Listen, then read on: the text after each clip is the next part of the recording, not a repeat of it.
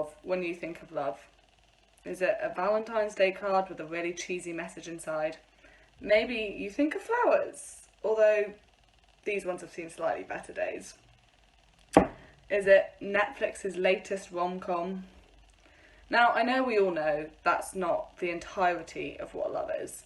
And for many of us, when we think about love, we'll think of our families. But for us to really understand what love is, we need to look at Jesus. Romans 5 verses 6 to 8 are some really famous verses. Maybe you know them already. Let's take a look at what they say. You see, at just the right time, when we were still powerless, Christ died for the ungodly. Very rarely will anyone die for a righteous person, though for a good person, someone might possibly dare to die. But God demonstrates his own love for us in this. While we were still sinners, Christ died for us. Think about it. Who's easier for you to love? Your family or a bully? It's so much easier for us to love the people who love us, isn't it? Nice people, good people. Which is why Jesus' love for us is so amazing. He loved us even though we hated him. He loves us so completely that he died for us so that we have the hope of eternal life that we were talking about last week. Jesus' death on the cross shows us what love really is. Love isn't just how we feel about someone, although we do feel love. But it's also about action, doing stuff, and often it's about sacrifice. Loving people often costs us, just like it cost Jesus to love us. Because we're so loved by Jesus, we ought to love one another.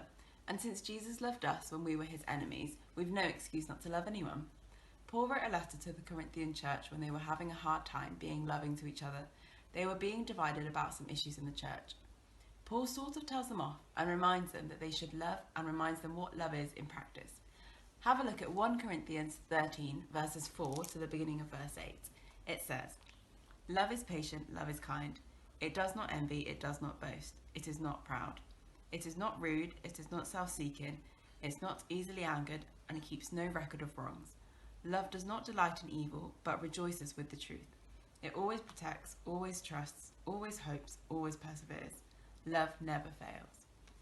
If you substituted the word love for Jesus in that passage, you'd have an accurate description of Jesus. We're supposed to be like him. So what will it look like for us to love people? Here are a few examples. My brother has just started with all this washing up.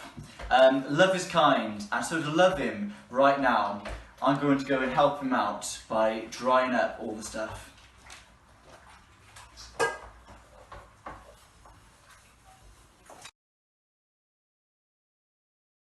So, I'm in the middle of having a WhatsApp conversation with my dad. It's been going on for a few days. Been chatting to him about buying a new iPad. Mine's gone so slow and I really need a new one. But I've just got a message off him saying, "Just bought a new iPad. It's amazing." So I'm just thinking about what to write back because everything in me right now just wants to write, "Great dad," sarcastic tone implied. But he's so excited about it and he's my dad and I love him loads. And so rather than being envious, I want to choose instead to be excited with him. So I'm thinking of my answer. "Exciting, Dad. Can't wait for you to show it to me."